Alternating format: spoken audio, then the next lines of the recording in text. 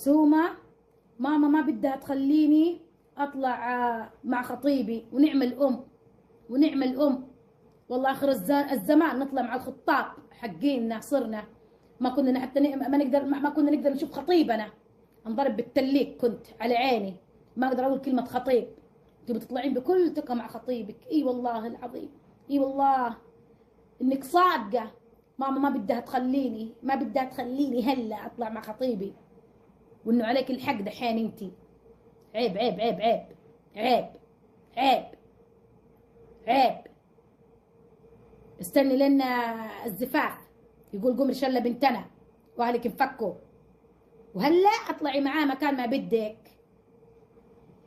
تطلع فين بتروحي؟ مرة واحدة خطيب، يا ريت قتلي مليك. اخجلي، يمكن اصلا ما يتم الموضوع. اتقلي، ارزني.